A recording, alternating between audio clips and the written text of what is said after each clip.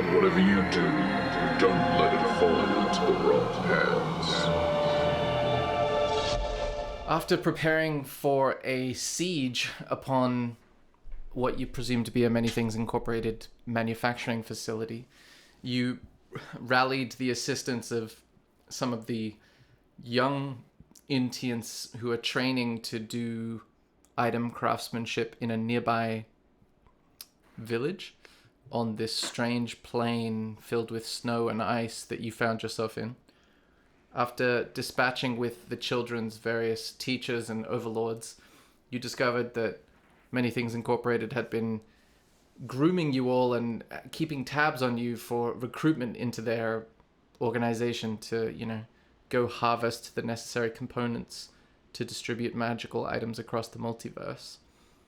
You tricked two of them into coming out to investigate, leaving their facility, relatively cautiously before setting upon them and making your way inside this manufacturing facility.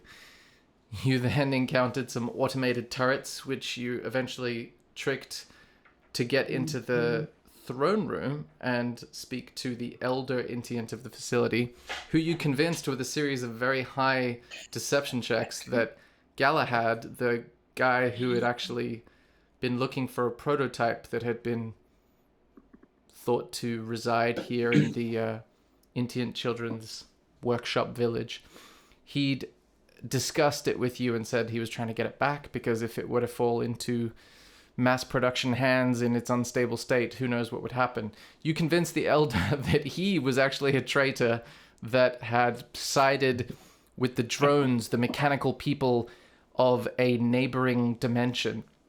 And therefore, as Galahad arrived to have his aha moment and capture you all, as he'd forewarned the facility of your arrival, the elder actually decided that he was the traitor and took him away. So, after gathering your thoughts a little bit, you decided to go back and present to him your plan.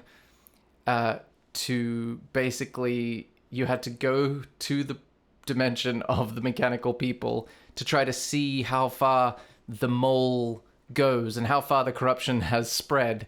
He suggested that he could teleport you there. And that is where we rejoin the action. You arrive in a very unusual room. More unusual than possibly any room you have ever encountered. The most noticeable feature, straight away, and I will move you to the appropriate map. The most noticeable feature, and it becomes obvious very quickly, is an enormous brass chain represented by this series of rectangles on the map. This enormous brass chain is got to be 10 feet wide and 20, 30, the entire width of the room across. It's about 10 feet suspended above the ground, and then there's about another 10 feet between it and the ceiling, and it's just under tension, clinking and rocking back.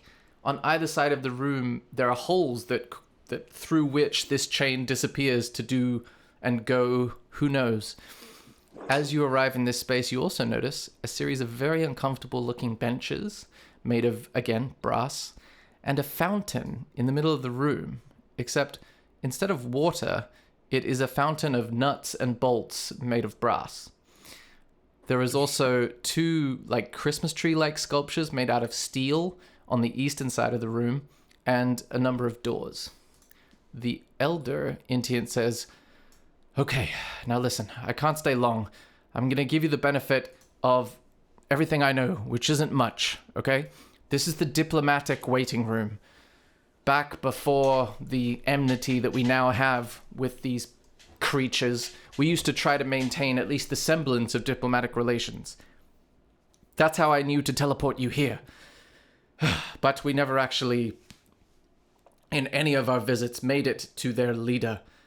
I suppose you'll see why in a little bit, but things here are not the way they are on the prime material plane, so just be prepared for that.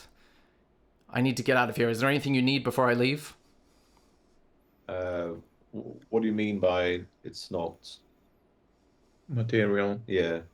Well, You hear a scuffing, shuffling, mechanical clinking noise over coming from the eastern door. You see that door on the opposite side of the room, and he says, "Oh, they're coming. They can't see me here. All right, you can do it." And then he disappears. all right. Should we hide or should we just stand here and greet them? What do we Read do? them. We greet them, right? Yeah, I think so. Yeah, if we hide, that's too suspicious, and we're Yeah. so the plan. We've deceived that elder. The plan is actually to get in with these guys, isn't it? Really, is that what we said all along? Well, As let's you- scout it. As you have that realization, you see a strange creature enter the eastern door after a... And this creature looks quite bizarre.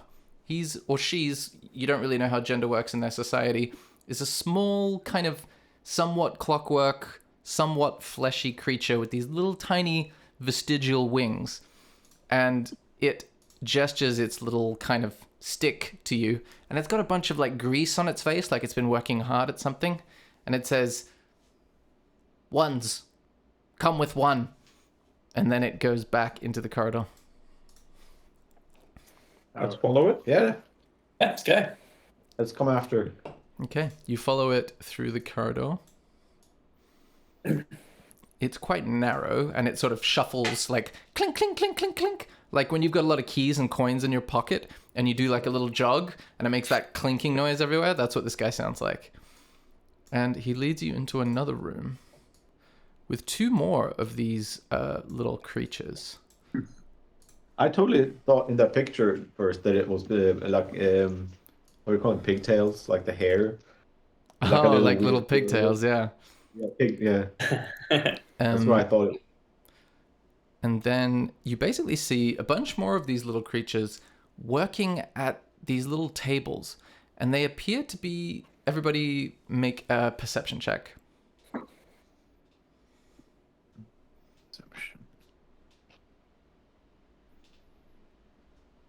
Okay, 11 for Smorgasbord, 5 for Asger, and 16 for Milksteak.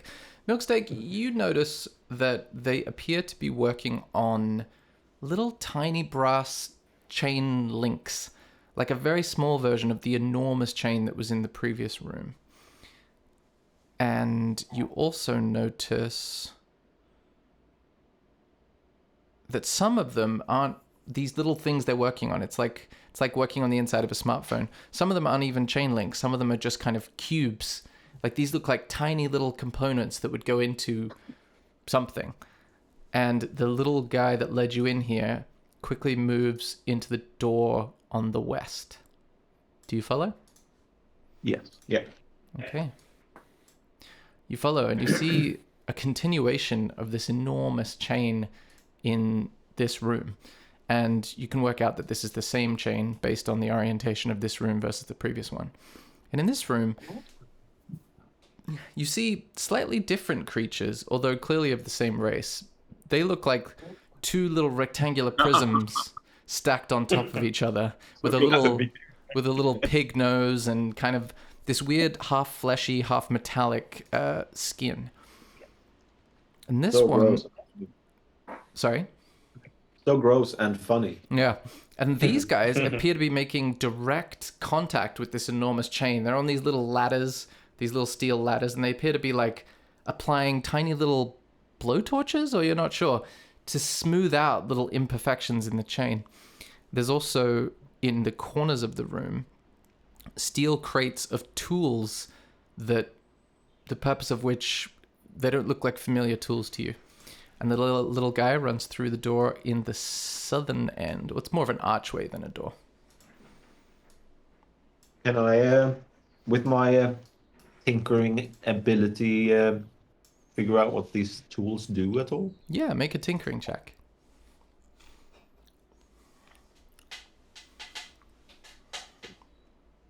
What's the rest of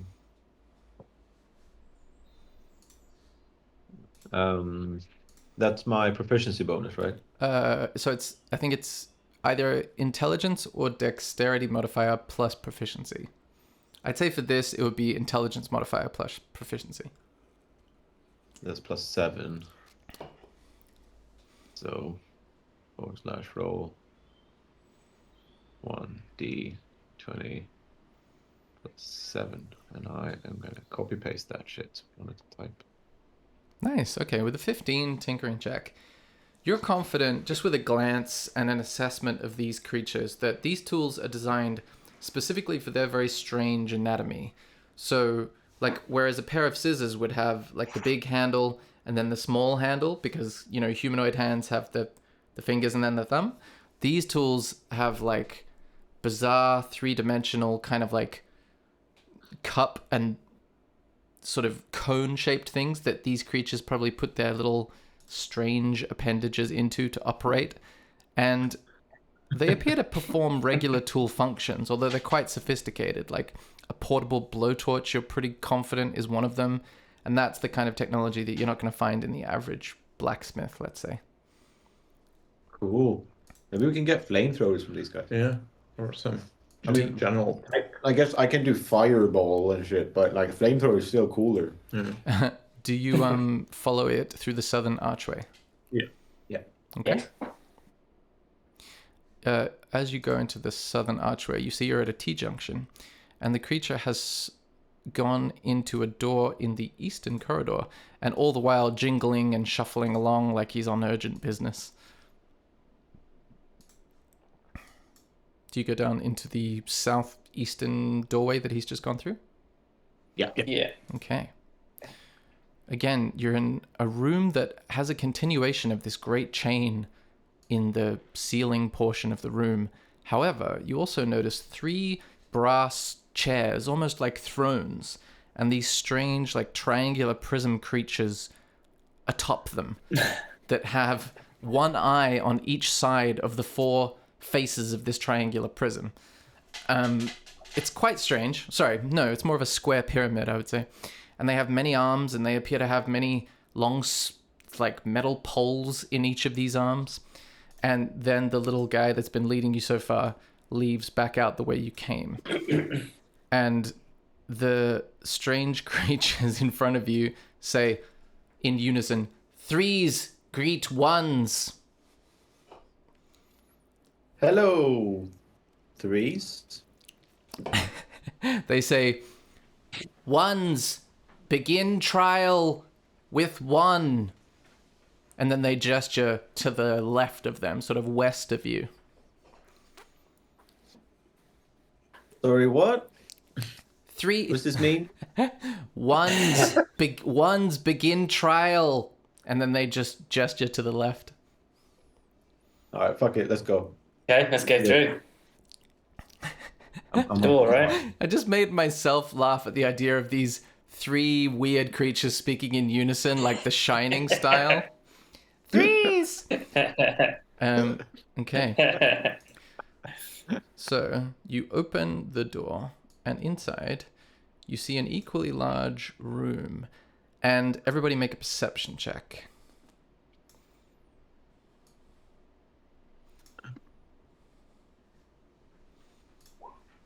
Ooh, 20 for Smorgasborden, 7 for Asker, 17 for Milksteak. Okay, so Smorgasborden, you're... Good job. Sorry? No, he just congratulated me on my successful rolling so far this session. Nice. I mean, it's been pretty minor so far. It's not like you came across a giant something and... Yeah, it'll be okay. So, Smorgasborden, you notice... You hear this noise, like a metallic click, and then a series of heavy footfalls, like boom, boom, boom. What do you do? And move your icons where you would be in the room. So I'm going to what was the others. What's there? What's that in the middle? Is that a wall sorry. or is I should describe it. The room is separated by this single tall brass with like an obsidian coating on the outside of it. It's a wall divider. It goes from floor to ceiling. And Okay. you hear a couple more footfalls, Schmogsbodden. Bum, bum, bum, bum. I'm going to warn the guys. We are being approached. Can I look They around are- this corner here? Can you look around where, sorry? Like the corner there. Is Oh, that divider? You're going to peek around the corner, is that what you're saying? Yeah. Okay. Let us do that. Are you looking westwards or northwards? Like up to here-ish. Okay. You see another archway leading out of this chamber, and then you see the face of a snake person. Everybody roll initiative. Nice. Is this the trial, or is this like a one of those like temples in like video games? I don't understand the question. And who are you asking?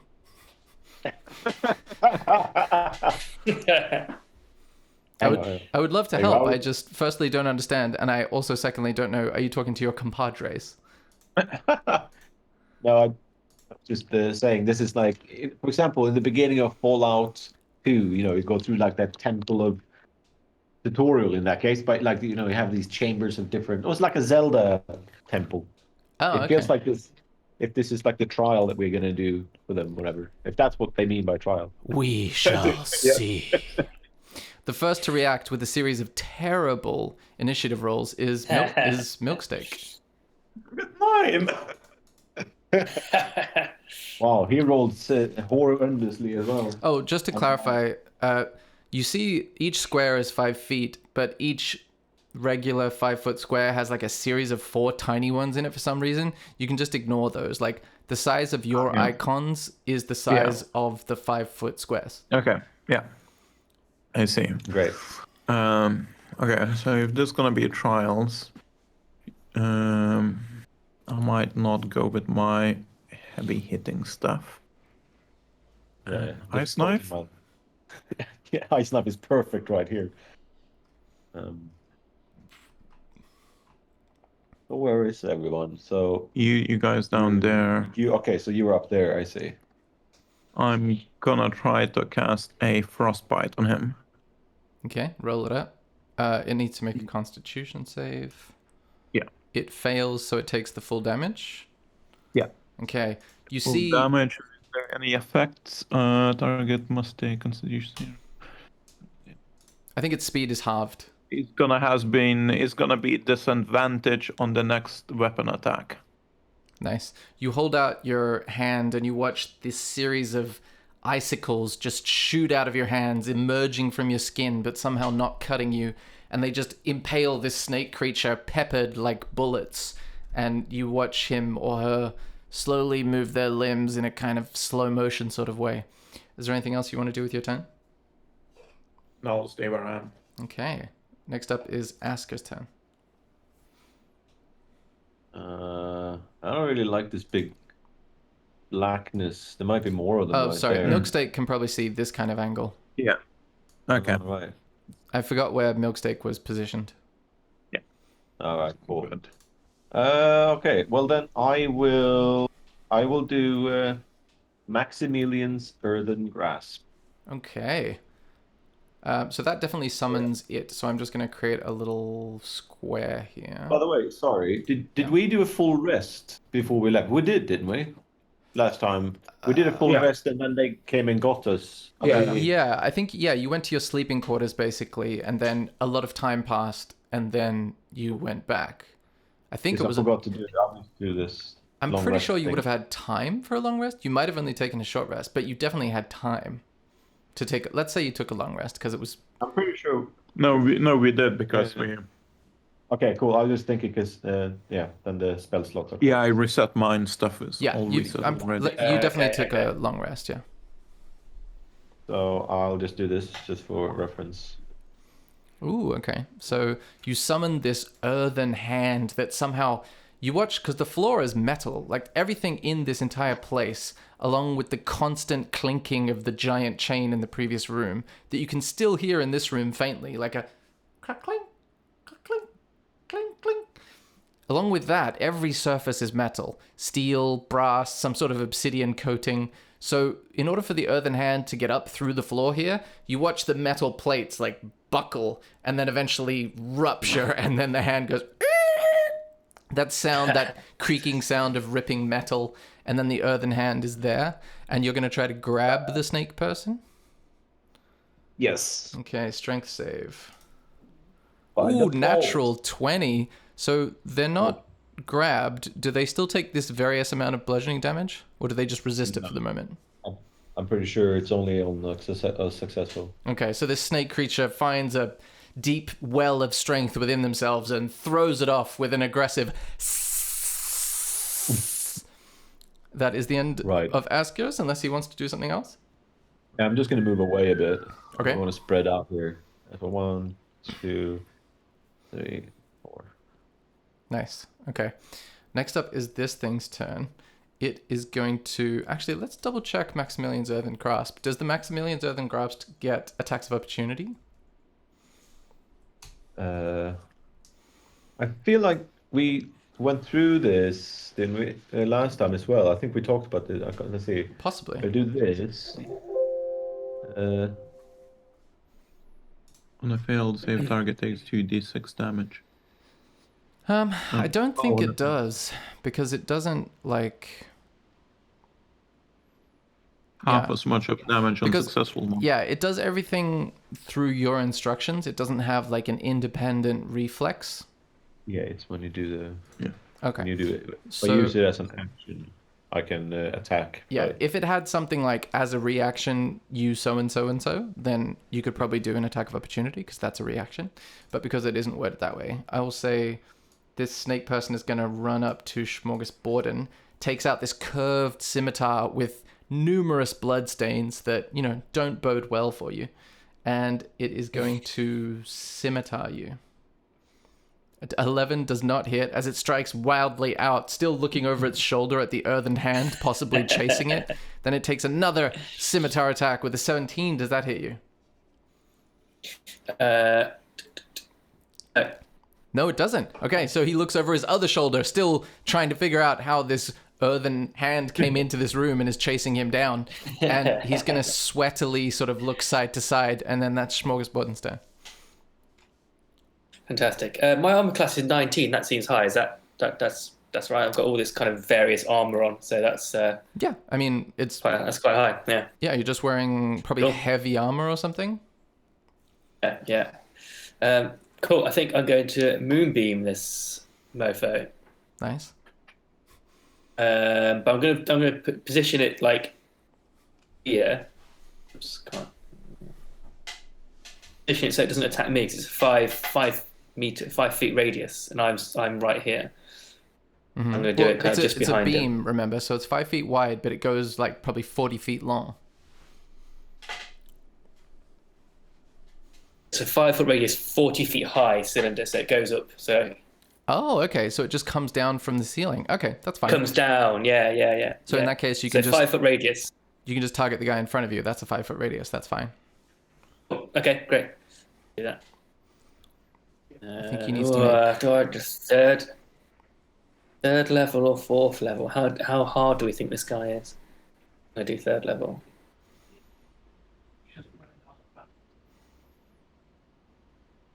Okay, Constitution save. With a 10, he fails, taking 8 radiant damage as, again, this room is covered in metal, but somehow you see, like, the ceiling of this room start to, like, melt and bubble as this shaft of moonlight just streaks down from somewhere, and he takes 8 radiant damage. Is that the end of your turn? Again, I'm gonna have to remind him if I walk away now because he's next to me, he gets an attack opportunity, doesn't he? Yeah, that's correct. You don't. I mean, you're like, you know, you are heavily armored. I'm pretty tough, aren't I? Yeah. You should be the guy up front anyway, so I think you should stay. Okay, I'll be the shield for everybody. I'll stay where I am. Okay, next up I'll stay where I am, and I'll puff my chest out and say, try it if you dare. with your hands raised up to the ceiling in a kind of gesture, concentrating, I believe, on Moonbeam, which is... Yes. It's a concentration spell, right? Yeah. Okay, so that's what that little symbol is going to be. So if you take damage, you have to make a concentration check, so let's remember that. But yeah, you've raised up your hands and summoned the beam of the moon. Next up is Milksteak. The bean? Beam. The moon bean. It's a pinto bean.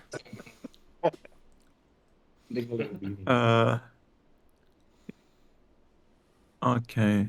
Is It's not the shame shit. So after I attacked him with my icicles, did he looked a little bit damaged, or is just not really phased by the frost? No, he looked damaged. It just wasn't a huge amount of damage. Okay. I'm actually gonna try again because he doesn't seem like he's capable of doing much damage. Indeed. I can take it. Okay. So I'll cast again the frostbite on him. Okay, Constitution save. 17, he resists. So I think that's one of the spells where he takes nothing, right? Yeah, I think it's a cantrip. Yeah, so this On time failed save target takes, yeah. the icicles that burst out of your hands and try to pepper this guy, he dodges a couple of them, but a couple hit the existing icicles that are embedded in his body and just bounce off because your aim was so consistent with the previous time. It's like when Robin Hood shoots an arrow and then hits the arrow that's already in the target. One thing though, I've just read on Frostbite, it also says that he takes cold damage and then has disadvantage on the next attack roll it makes. Oh, really? Yeah, which is interesting. It didn't matter in this case at all. Yeah. He I didn't mean, hit them. Yeah, totally. You gotta, keep an eye on those descriptions because I can only see what comes in the chat, which is surprising. Oh, of course. Yeah. But yeah. if you want to, I think you can send the description separately into the chat if you want to get more details. Yeah. You click on display, Display, I VTT, see. and Okay, it's perfect. Yeah, I'll do that next time. So the icicles make a sort of tink, tink, tink, tink, tink, tink sound as they all ricochet off and hit the metal floor. Is that the end of Milksteak's turn? Where I'm positioned, I think I'm in a... Okay. I'm actually get closer around here, so I can take more heat than Joe. Cool. Cool. You're going to Also go there? there, Next up is Aska's turn. All right. Well, I'll use my action to try again with the Maximilian's Earthen Grasp. Okay. Did Okay, it go through? strength save. Ooh, with a 9 he fails, so I believe that means he's what, grappled, restrained? Restrained and Okay. 15 damage, I guess. Restrained, speed becomes 0. Attack rolls against him have advantage, and his attack rolls have disadvantage. Creature also disadvantage on dexterity saving throws. So it's 6 bludgeoning damage plus 9. Is that because you cast it at a higher level, or 2d6? Just No. this So is- it's the target takes 2d6 bludgeoning damage and restraint. As an action, you can do it again next turn for another 2d6. So it doesn't happen straight away. What do you mean? Like, the way the spell works is when you successfully grab him and start crushing him, it does 2d6 damage. And then for every turn that he's still being held, you can use your action to do another 2d6 damage. But for some reason, they've grouped it together in the same attack. Because if you look up at the text, you put the text of the spell, and it says exactly what I just described. Yeah, because that's what you can do, like when he's already restrained, right? But then at the bottom there, when it says as an action, I can use it to reach for Yeah. a different creature. Yeah, but I guess you it's you just already like you already casting it used your again. action. Like, this is like, assume when you cast it that you were successful. That would be your action to cast it, so it would do 2d6 damage as a result. But then the second part says, as an action, you can cause the hand to crush it again. But you've already used your action, so that can only happen on a subsequent round. But I didn't summon it this turn though. It was still there, so I just used my action to reach for a different target. Yeah. I just moved and reached again. Yeah, totally. So it would still do the damage. Yeah, I but don't the damage it does is only 2d6 per time that it does something. I just don't. 2d6s there. Oh yeah, why? Why does it do that, or why does it show it like that? Oh, okay. So the first. So he takes 6 damage now, and if I use that as an action next turn, it would take 9 damage, for example. Exactly. But for some reason, Roll20 Oh. is interpreting it wrong, because you'd see. probably roll it fresh on the subsequent turn anyway. Sorry. Yeah, that makes sense. Okay. So you watch the hand grip him tightly as it drops a bunch of those like loose bits of dirt on the ground as it shuffles along the surface of the ground, and it crushes him for 6 bludgeoning damage.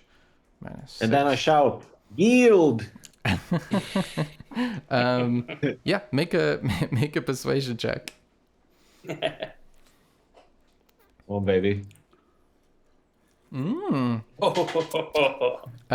With a 27 persuasion, you see a worried, scared look in this creature's eye, and you may have gotten through to it, but you'll have to find out on its turn. Is that the end of your turn? Yeah. Okay. You can talk to him. Next up is this thing's turn. You watch it kind of writhe and wriggle from side to side, trying to get out of the grasp of this giant earthen hand, and then suddenly the wriggling and writhing takes on a new shape, and it becomes a tiny snake and wriggles out of the grip of this enormous hand, obviously because it's a much smaller creature. So I will show you what it looks like. It becomes a tiny little snake, and it just wriggles. However, I believe someone will get to try and attack it as it tries to run away.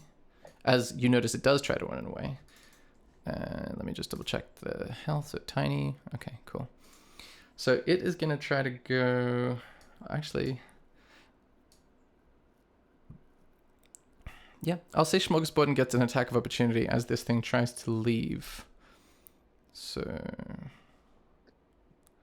It also says on Moonbeam, Shape Changer makes its saving throw with disadvantage. If it fails, it also instantly reverts to its original form and can't assume a different form until it leaves the spell's light. Is that this what this thing is, I guess? Give me the text. That sounds cool, but you kind of read just like a middle bit or something. Yeah, so Down effect. just the good stuff. Enters the spell's area for the first time. Shape changer. A shape changer makes its saving throw with disadvantage. Okay, cool. So technically, he would have had disadvantage on his save against your moonbeam, but I think he took the damage anyway, didn't he? Like he didn't make his save. Yeah. So yeah, I think let's just make it a habit of giving me the text of the spell before you cast it, because then I can read all this stuff. If it fails, it also instantly reverts to its original form and can't assume a different form until it leaves the spell's light. Okay, you're right. So it technically wouldn't be able to do that. So you watch it like flicker halfway between like snake form and big human snake form, back and forth, and then it just stays there, and it kind of says, "All right, oh wait, all right, I give up." What do you guys do? He's giving up. What did he say? He said, Gives up. "All right, I give up."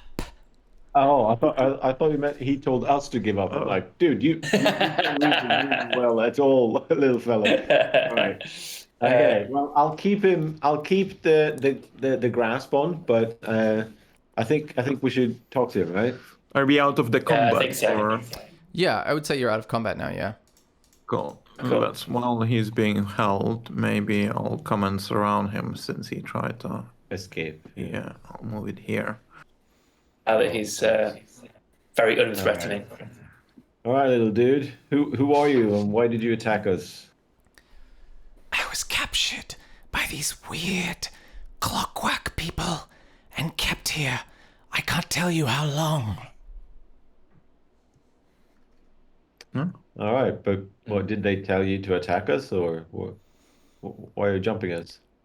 They keep me in a cage. They say to attack whoever comes in here. Okay. So that's the thing. Do you want to tag along with us and help us out? Doing our thing. Make a persuasion check with disadvantage. Basically, because you guys have essentially been like beating the shit out of him for the last minute. Yeah, I know. Challenge accepted. I didn't put much into that, did I? Okay, with the 21, he kind of looks at you. Sorry. What? Disadvantage. You said, Oh sorry. yeah, still 21. He looks at you and says, "Yes, just let me go and we can work something out. And you need to make a wisdom saving throw. Asker. Wisdom saving throw. I don't trust him. Oh wait, no, here. There you go. Wisdom saving throw. Oof.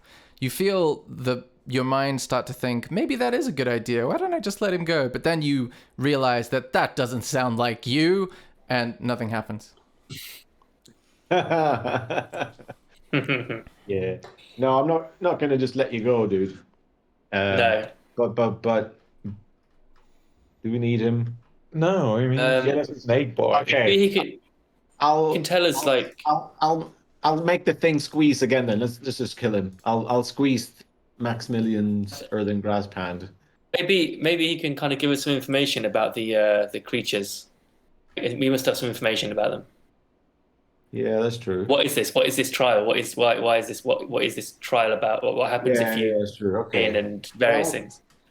I'll tell him then that you know what? Like let's make a deal. Let's answer some questions, and then I'll let you go, and then you can do whatever you want. If you want to come with us, you can come with us. But if you want to fuck off, you can do what you want. What do you want to know? Yeah.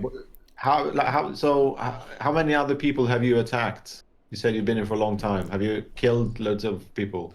Countless. Really? It's so weird. Has anybody ever passed the trial? Past me, yes, but mostly they're skinny, beady-eyed idiots. I like this guy. Yeah, this guy too. Well, I don't really know what else. Like, so who do you know? What do you know about these weird clockwork people? Like, who are they? What information can you give me? He's gonna make a check. Oof, with a natural 1. He says, "They captured me. I've never seen them before. Have you seen them before?" All right, I want to kill him now. Can I kill him? I don't think he's going to give us anything, is he? No, this guy's useless. He's just the first step. But at least now we know he's a troll. Okay, now I do squeeze the earthen grasp. Okay, roll 2d10. And the way your spell works is that every turn he gets to make a strength save to try to get out of it. So we'll just do damage, strength save, damage, strength save. You guys can hold your action if you want to see if he escapes or something. Is he also still in the moonbeam? Does that do anything? Yeah, you can roll that as well. So I'm just wondering, because wasn't that the other number when I rolled it earlier? Yeah, you can just use that. That was a 9, right? Yeah. Okay, let's do that. You see he takes 9 bludgeoning damage and then 9 radiant damage from the moonbeam as he squints his eyes as his skin takes on this weird white burn, sizzles, just as you hear his bones kind of like clicking together over his joints as the earthen hand squeezes tighter, and he goes, "Ow!" And then that's a strength check. Cool. 9. He continues to fail. Now roll the damage again.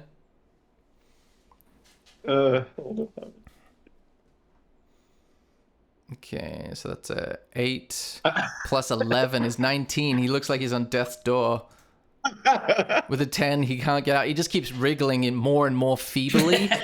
And he says, and then he dies. We're like cooking and crushing him. It's like being stuck in a microwave where the walls are closing in. Except it's a microwave powered by the moon. All right, we are out of combat. Oh boy, that was disgusting. Okay, I'll say bye-bye to the grasp. Yeah. Thank Okay. you, grasp. I like that Snake Boy. You It's watched- my favorite. You watch the earthen hand suddenly just lose its form and become a pile of dirt on the ground. It sounded at one stage like he was quite enjoying being crushed. Yeah. Yeah, I feel like it might have been like a fetish or something. Yeah. How about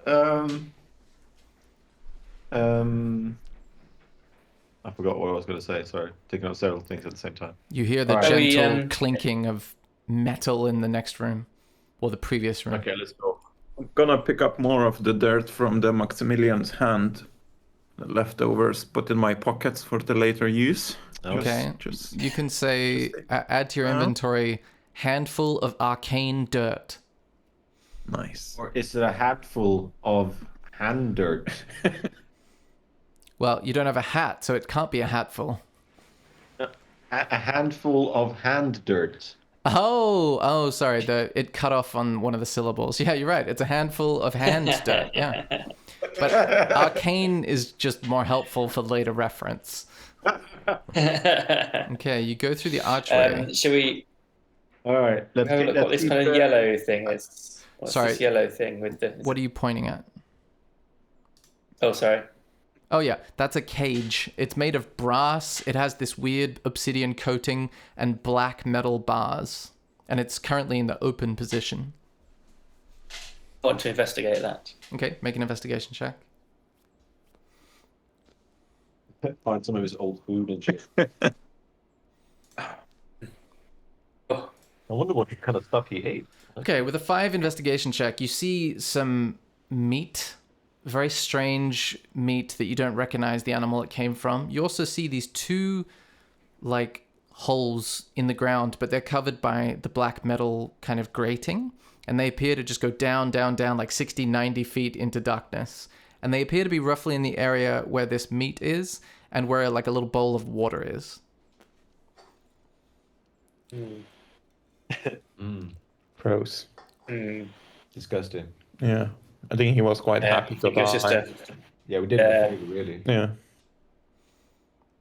Is that the end of your investigation, Yeah. Smorgasbord? Yeah, I'm finished with that. I think that just seems like his little area, his little feeding area. Okay, you guys go through the door on the western wall of this little corridor. What's on this out? Oh, sorry, it's just wall. Oh, it's just wall. Okay, yeah. Yeah. Let's go through the door then. Okay, you go through you've gone through this little archway into a narrow corridor. Halfway up, you see another door on the western wall. Opening that, you see another similarly shaped room that's just tons of stains on the ground, and it smells like sweat and decay. Nice. You also see a couple of bandages strewn about the place this is like a war zone, but with no one in it. It's a rather small room. Does it look like there was like a fight here, or is it more like someone bled out? Ooh, that's a medicine check if I've ever heard one.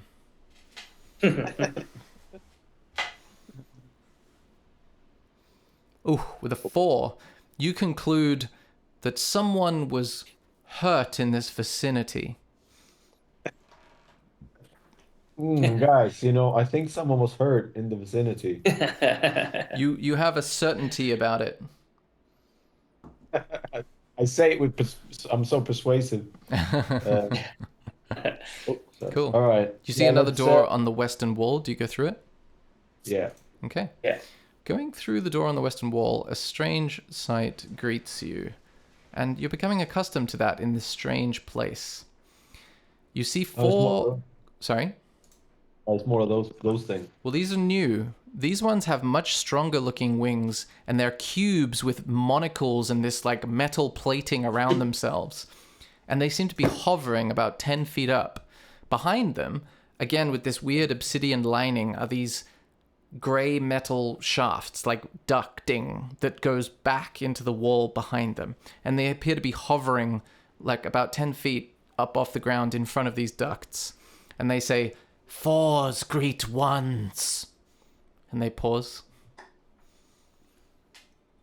We greet you back, bro. How are you guys? Can someone explain what we're doing here? "We are fours. You are ones. You must complete trial to speak to the one." But I thought we were the one. "You are the ones." Can we? They all speak can in we try- unison. can we- It's very creepy. Go on, Sean. Can we try speaking Can we try speaking in unison? And say no, we are threes. If you all make performance checks, then you can try to speak in unison. Okay, let's do it. I will call this the shining check. Okay, we've got a 19 from Ask, a 16 from Milksteak, and a 9 from Smorgasbord. So what it says is, "We are threes." And they say, No, you are ones. You must complete trial. And they point southwards. Oh my god. That was very brilliant. All right. Do we? One last question for us. How many of these trials do we need to go through? We are fours. You will have fours. All right. So it's not going to be like 10 or something. Then. You get the I don't know sense what that Shall we? that their ability to speak common is not very good, and they seem to be indicating they are fours and you will have fours. Don't really know what that means. Okay, couple of things. A, we I could was just either hoping to- try to. I think I'm on quite a lot of a delay actually. Maybe I'll try and No, it's connect to fine. something. You can hear. Okay. We can either attack these guys instead of going through the trials and see what happens. They don't seem too tough. Or do we just do the trials? Also, I have my my dude with the language. What's his name? He's a Oh, hello, sir. How are you? my docent. Yeah. You see the fours immediately react and say, "Oh, one." And they just start whispering to each other, "One, one, one." Shall we ask the docent how many trials there are likely to be? The Or docent to ask them. ask him if he can talk to them. He talks Yeah. lots of Yeah, languages. yeah. Okay, I don't docent. wanna complete Can you trials now. Yeah, I want to complete the trials as well. I want to be worthy. do? Yeah. Sorry, you This is all like saying video something. What do you all want? I want to continue. I want to go and beat some shit out of Okay, people. we've got a Wanna do the vote trials? for that. We've got a vote from UK to do what? To have the docent see if he can speak their language. I think it would be good to know if he can speak to them. Okay, Asker Yeah. wants the translation. Milksteak wants to complete the trials. Smorgasborden. Yeah, we may as well just say ask the docent like, can you speak their language? Just find out. Absolutely, sir. And he hovers up to about their level and says 11310041104, and they reply back 10443101144, and he comes back and says, it seems there are 4 trials, but the way they say 4 kind of makes the 4th seem more. I mean, their language is quite rudimentary, sir. Is that all you would like to know? I mean, I think it answers the question, both questions, right? He can talk to them. So whenever, I don't think these guys are going to be useful. I think we should move on. I think so. Okay. Having the docent to maybe translate if we meet. I mean, is it going to be another docent that's their leader? Because that would be pretty funny. Is it going to be your docent's long lost brother? I think it is. I'm not aware of any brothers, sir, but I would love to meet one. How are you? Are you like how are you created, docent man? You see, it's little digital sort of, not digital, what's the word? Like fuses. You know when you see electricity arc from one side to another, it creates a little glow. And that appears to be what's making this little thing's eyes go on and off. And they go off for a second, and it says, my records of my creation indicate I was created in a war-forged factory 183,000 days ago. Yeah, what's that in years? It scans, and it seems to be very confused by the question. It says 501. Wait. Yeah. Okay. Nickname him Levi. Why, thank you, sir. What have you named him? Levi. Levi 501s. Isn't that a famous gene? It is, yes. I don't know. Okay. Okay, so do you want to do the trials then, yeah? Highbrow fashion joke right there. Yeah, I was just gonna say. I felt like I should You be drinking see- like a Stella or something. You see a door to the north, and you see a door to the southeast. They gestured to the door to the southeast. Yeah, let's proceed. That's where we go. Okay? You head to the door to the southeast. It opens without issue. You find yourself in a narrow corridor about 15 feet long. Sorry, the reveal tool is a real pain in the ass. Then it splits into a T-junction. Do you go to the west or to the south? South, maybe? Sure. Yeah, I think you go south. Such confidence. You go to the south and you find a door. I'll kick the door open. Okay. You kick the door open without issue. Inside, you see a series of strange, again, obsidian-coated, like brass barriers that form this undulating shape in the middle of the room. And you hear this Anyone same... else hear boss music? I can hear boss music. Well, in addition to boss music, you hear that, now that you know what to look for, sorry, what to listen for, you hear that same, like, metal creaking sound, like a... and a weird, like, noise. What do you guys do? I'll back off behind everyone else because I'm the one who can't take. If that was some weird slithering beast thing, then armor class matters. So I'll step back. You And also... I'll, You also notice that unlike the previous room, the metal barriers with the obsidian coating in this room don't go all the way to the ceiling. They go about 15 feet up. A flying thing? Okay,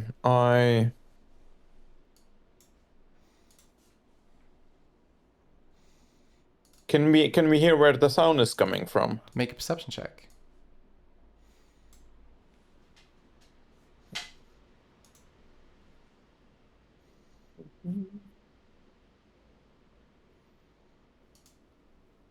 Okay, with a 12 perception, you felt like the initial noises were coming from the west side, but now the slithering sort of noises seem to have subsided, and it's still, eerily still. What else would you like to do? Gonna go up here. Okay. At this point, Smorgasborden, you see a giant, like, weight of goo in the shape of a person hits you on the head, and everyone needs to roll initiative. I need to click on myself.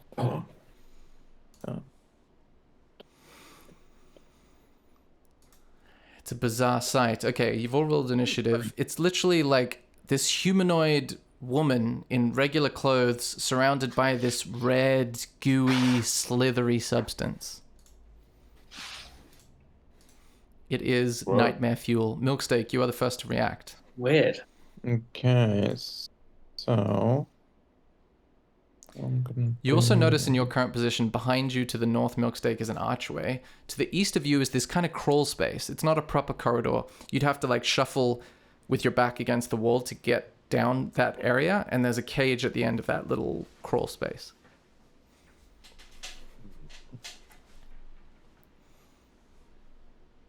So she just appeared out of nowhere. No, you realize, Smorgasborden realizes that she was on top of this metal barrier in the middle of the room, like hiding on top of it, and then jumped down on Smorgasborden. Yeah. Okay. Oh, sorry, I should indicate that means that they are actually the first to react because they surprised Smorgasborden. So that means that you, Smorgasborden...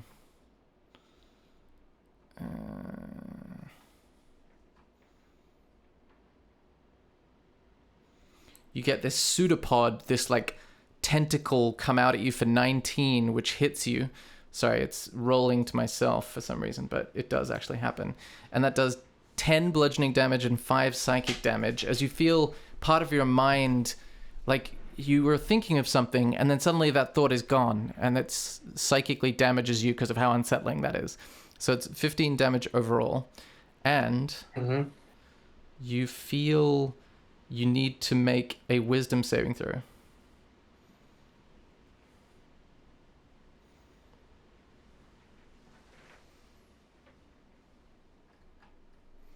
Ooh, you lucky fucker. That was talent. Good job, Sean. You nailed it. +7. Needed Okay, that. cool. You feel that thought that was in your mind that suddenly disappeared comes back to you, and you're like, oh, that's it. I was thinking how terrified I was. At least I know. I got my train of thought back, and you feel much better. Now we go to Milksteak's turn. Okay. I don't remember if I can attack now since I'm that druid of the some kind of circle of the moon. Why wouldn't you be able to attack? Like that makes Oh no no, sense. because you used to say that it's an action, but for me this is Yeah, a... once you reached a certain level, I think you can now use Wild Shape as a bonus action, right? Yeah, that's what I was thinking. Okay, so I'm... How big is this thing? You're about 5 feet away from it because you're not really on a square right now, but I'll 5 move you feet, to that okay. square because you were kind of in between too. How is big this guy is? It's a medium-sized creature, so like your size. No, I'm just thinking about how big is Ankylosaurus. Ankylosaurus. That's the one. Is he That's big? insane. He is big. Is this What room does it quite say? small? It should say here though, shouldn't it? Yeah, it's This just this section. huge beast. Okay, so it's a huge. Oof. You would know that you would not have much room to maneuver in here. I mean, Yeah. you kind of would just fit, but you would crush some of your companions. Okay, giant scorpion. Large beast, not huge. Yeah, large would fit in here. I mean, it would be a squeeze, but it'd be more Yeah. viable. Yeah, I'll... Giant scorpion? Yeah. Okay. Scorpion makes 3 attacks, 2 with claws and 1 with a sting. Okay, just let me get the icon. Wait for it. Giant scorpion. So 2 claws. Okay. And I will get rid of milk steaks icon, so that puts Ooh, you... a crit. Oh wow, natural one. Nice. Natural So 20. a natural 20 on your claw attack, dealing 6 bludgeoning damage.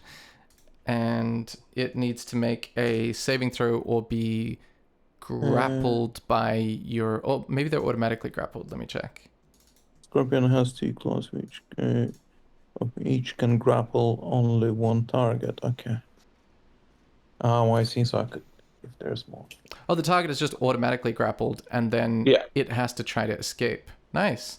Okay, so this And then weird... followed by the sting. This weird oozy creature is grappled. Oh, actually, I'll say it's more like that. And you're gonna... The sting is the other attack, and it does 21 to hit, so that hits, dealing 5 piercing and 19 poison damage. Oh, no. Okay, so the 19 is depending on the saving throw. So firstly, it takes 5 piercing damage. And he needs the Make Constitution saving throw, right? Con save. Did the second claw Oof. do damage as With well? the 22, it resists, so it takes, I think, half damage for a giant scorpion. Or half as much on a success. So half of 19 is like 8, I think. No, 9. Yeah, 9 nines yeah. are 18, so it'd be 9. So it takes 9 poison as you watch a black coating, like an oily coating, cover the outside of this weird, like, goo copy of a humanoid woman and the gooey residue itself. 3 attacks, 2 with... So you can make 1 more claw attack. No, so I made 2 claw attacks. Oh, at you the did. beginning. Sorry, I didn't see that. 19. So that... 19. Does that hit the armor class of this thing? Yes, it does. So that one does 4 bludgeoning damage. So Sam, my first attack was critical. Yeah. So it should take 10 damage, no? No, the way criticals work in this is that you roll like an extra dice. So if you see you rolled a 5 plus 2 on your first attack, and then you rolled an additional damage die, but you just got a 1 on that damage die, so it was like really shitty critical. Oh, I see. So rather than doubling the result, it just rolls another damage dice for you. Oh, I see. Yeah, now, okay. Well, It's just like, it's neater and quicker because the system gets to do it for us. But basically you turn into a giant scorpion, do like snap, snap with your claws, doing damage with each, and holding it with the first claw that made contact, just this dangly, very unwieldy goo woman. And then you sting with the tail over the shoulder for a further 5 piercing damage and 9 poison, and it looks like it's taken some hits. Is that the end of the giant scorpion's turn? Yeah. Okay, Asker's turn. A lot of hits. Oh, I am gonna do a. Hello. I'm being attacked. I'm being attacked. Oh no. Oh, I would love to cuddle. It's turned into a giant beast. Oh, careful. No, come on. I'm just trying to. I would love to cuddle. It's just the stepping on the laptop that I would like to avoid. I will have a third level scorching ray. Nice. So it's 3, so plus 1. So I'll just cast all 4, and then she needs to resist each one, right? Yes, you're just 5 feet away, so I think that should be fine.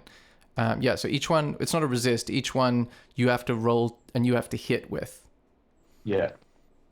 So 1, 2, 13, 3. 11, natural 1, 15. Okay, so the 13 misses, the 11 misses, the natural 1 misses, but the 15 hits. So you hold out your fingers, and all 4 fingers except the thumb emit this burning ray, but you kind of splayed your fingers out too far, and most of them just go in the diagonal orientation of your fingers. But the rude finger was pointing straight, and it connects, dealing 7 plus fire affinity, so 12 fire damage as this beam, like, chars one of the sections of this goo thing. And it looks like the fire spreads much more, like this goo is somehow flammable.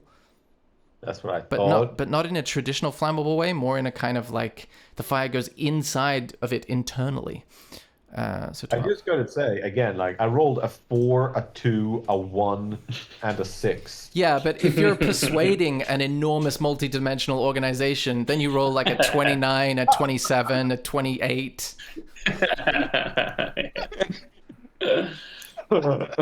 Okay, is that the end of your turn? Yes. Yes. Okay. Next up, Milksteak, you see this other creature, just the same as the one that you've seen in front of you, squeezing through the tiny crawl space to the east of you and sets upon you with a pseudopod. But it rolls a natural 1, and it kind of just it does that thing where you don't want to touch something spiky or creepy like the scorpion. It goes like but then it looks into your scorpion-y eyes, and you need to make a wisdom saving throw. Wisdom saving throw. Where is it?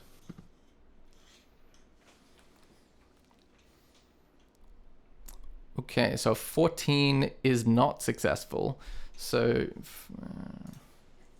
How much is I rolled? 14.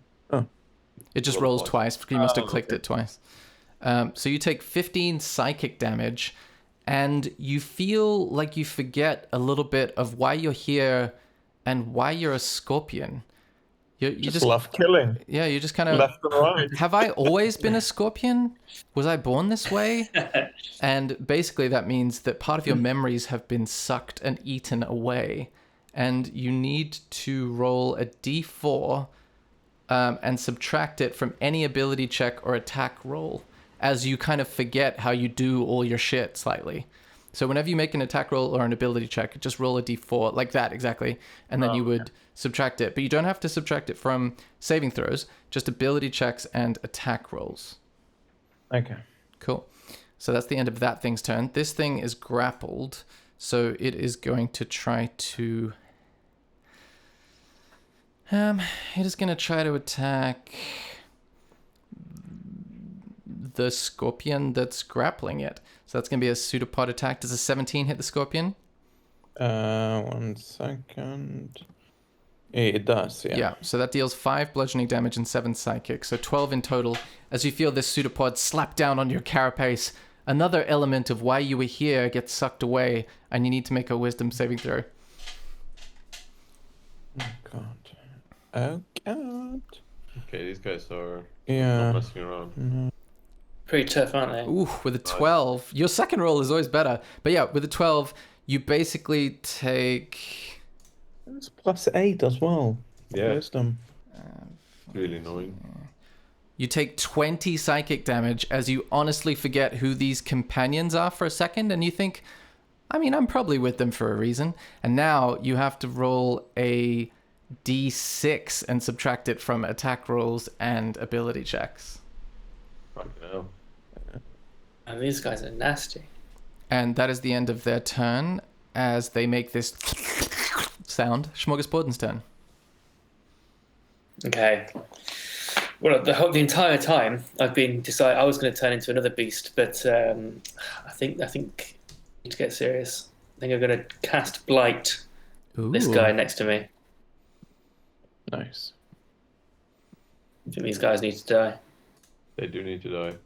Okay, wow. So you hold out your hand and this black, like, tendril of sticky necrotic energy sprays out at the one in front of you? Because that's a ranged attack, you'd be at disadvantage to hit the one within melee range of you. Do you go for... Well, you can't really see the other one, so you'd have to step away, but then you'd get an attack of opportunity. It's the blight is not a... I think it's a touch. It's not a... No, it's a ranged attack. Oh, Yes, range, yeah. So it's disadvantage, but I need to roll again and then take the lower of the two. Oh, yeah, actually, I suppose, because, yeah, you'd basically... Well, it would effectively get advantage on its save, is what I'm saying. Okay. But attack of opportunity, these guys are pretty nasty. I'm going to keep to the guy next to me. Actually, let me double check. Let me make sure that I'm interpreting Blight correctly. Oh, my computer's just decided to restart without... Oh, no, it's all right, just reset. Options over there, you can see with the range, draining moisture takes half as much. It's not a hit spell as well. Yeah, so... It doesn't make saving throws with high levels. Yeah, I mean, it doesn't say, but it does say, like, it just washes over a creature of your choice. Because I don't know the answer, I'm just going to say that it doesn't get advantage on it, and it will just roll it normally, okay? So you hold out your hand, and this, like, tendril just drips down out of your hands onto the top of this ooze, and it needs to make a Constitution saving throw, right? Yeah. Okay. Doesn't it sort of disadvantage if he is being grappled or something? Oh no, grapple just means its speed is 0, but it would have disadvantage because of the fire. Okay, cool. Right. So it's going to roll again, but it fails anyway, I think, because the DC is 15. Yeah. So Yeah. it does take 43 necrotic damage, and it just crumbles. It just crumbles into, like, it solidifies because it's an ooze. You drain all the moisture out of it, and the ooze has no more water, and it just crumbles into, like, charcoal. Sick. Dude. Excellent. Sean, well done. Fantastic. These guys needed that. Yeah, because it might be a third one. We don't know yet. So let's yeah. go back. Is that the end of Maybe Smorgasbord's in the turn? first one there was 1, in second there was 2, in the third one 3 guys, and in the fourth one is a 4. Yeah, maybe. Am I able to kind of peer at the top of this, above these kind of like the brass wall things with a gap? Yeah, make an athletics check. It's you'd have to jump and, like, do a little pull up to see over the top. Yeah. Can't I find athletics? There you go. Oof, with an 8, you're weighed down by armor and too much bulk and not enough definition, and you just go like, and you go like 6 inches off the ground, and you can't even reach the top of this metal barrier, unfortunately. I'm just gonna try and style it out. That wasn't even a check. That was just me, like, Okay, make a deception check to see how well you cover the failure. Please. Oh yeah, with the 16, you managed to make it seem like you were just stretching your back and, like, ooh, just did that sweet blight and got to stretch it out, Milk State. For that to be a fail, it would have been funny as well. Yeah, Milk State, the forgetful scorpion. It's your turn. I'm gonna be snippy snapping that guy. Okay. Snippety snap. Oh, what if I'm gonna click multi-attack? I'm gonna roll all of them? Unfortunately not. No, damn it. So double claw. Okay, that hits. Dealing 20 bludgeoning damage overall. Very nice. He's grappled, and then I'm gonna sting him. So I deserve it. Okay, and then the sting, it's 11, no, 7 unfortunately misses. So the piercing damage goes wide, and the poison damage doesn't take effect either because it's got a hit to do it. So you manage to hold it between your claw and snap it with the other claw, but it manages to dodge the stinger with this ominous look in the dead eyes of this like rubber simulacra of a human. Is that the end of your... Oh, actually, no. You also have to -6 from those first two. So roll 2d6s. Oh, yeah. Oh, fuck. So, 30. Well, separately. Press the button here. Roll... Sorry, what?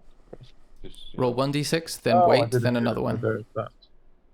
So, sorry, Sam, what was it? 1d6, then wait, then roll another one. Okay, so the first one is 3, so it's 8, 7, 6. The first one still hits. 6, though, that one means 5, 4, that's 16. No, they both still hit. So you managed to remember what snippy snapping is just. And the third one you would technically have to roll for, but it's a 7 anyway, so it's no point.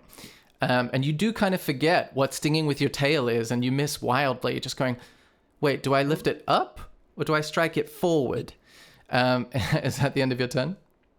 Yes. So actually, if I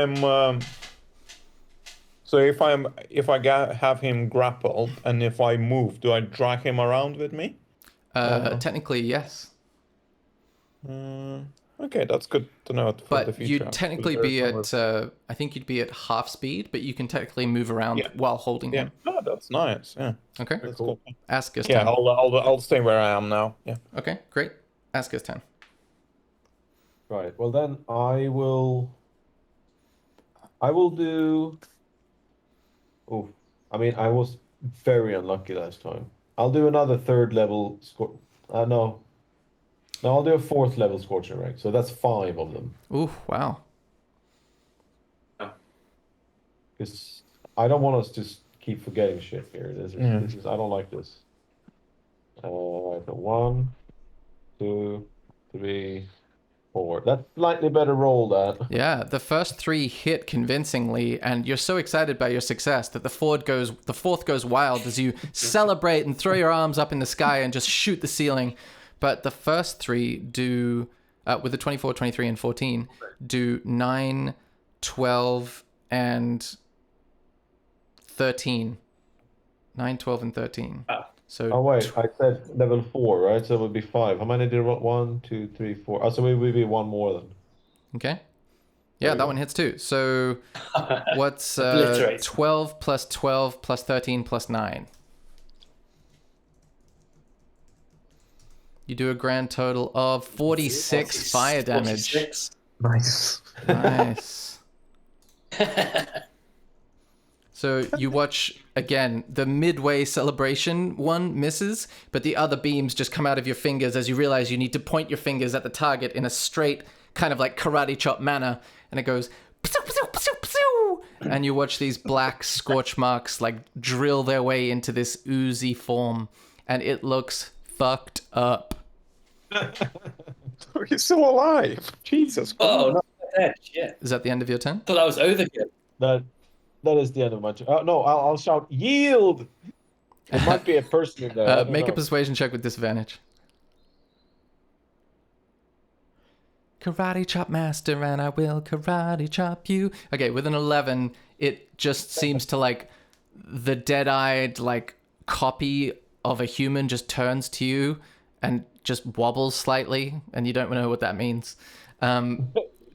How are you doing for health, giant scorpion smorgasbord?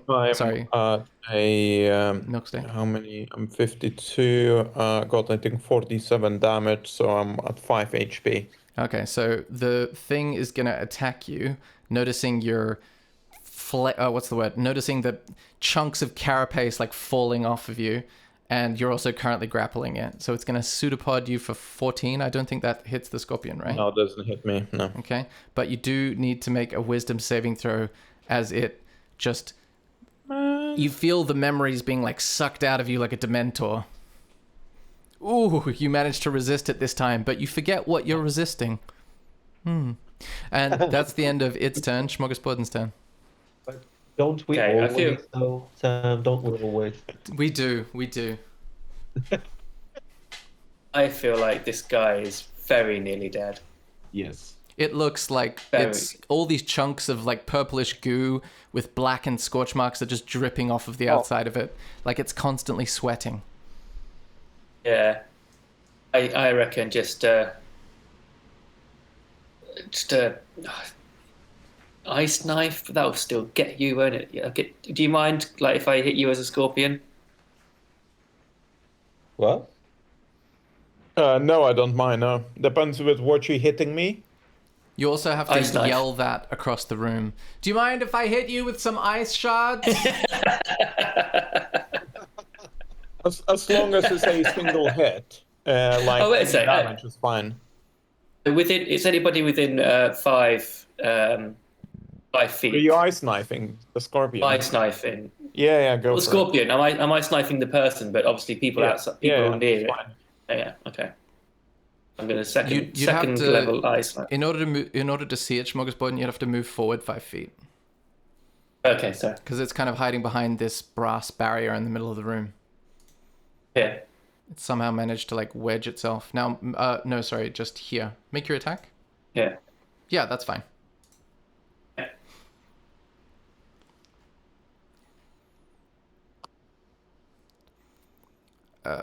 With a 13, it misses, but then the scorpion and it have to make a dexterity saving throw. It fails, so it takes 13 cold damage, and it just freezes into frozen chunks of goo as the ice knife doesn't even go close to either creature and just shatters against the back wall of this chamber, and it is defeated. We are out of combat. Yes. Death by shrapnel. But I think that will dispense with the scorpion form based on how much HP. You take 13 cold damage. Yeah, I'm back into my good old normal form. And any damage that carries over to your regular form. Yeah. But Sorry, I didn't realize that. I mean, it's only, it's I all think fine. it shouldn't be that much, really. How much I took? 13 cold damage. 13, Powerful so spell. 8. Yes, 8 damage, so about 40, that is perfect. Lovely. All right, guys. Okay. Should we do some like healing stuff? I don't actually have any healing spells. I'm alright, I'm 40, so. Yeah, you're 40. Oh, I'm at 38. I'm at full health. Where are you at, Sean? I'm at 42 out of 57. Oh wow, you have loads of health. Okay, so we're not in a bad shape then. Okay. And spell slots, I still have a fair amount. Yeah. I've only Same. used like one of each, and I still have my level 5 spells for the final boss in room 4. Final bosses. Yeah. Yeah. I haven't used yeah, a I got- single spell slot, so I'm fine. That's great. Okay. Let's move forward. You've got the door that you came through. You've got a door to the southwest, and you haven't explored the rest of the room, but there's an archway to the north as well.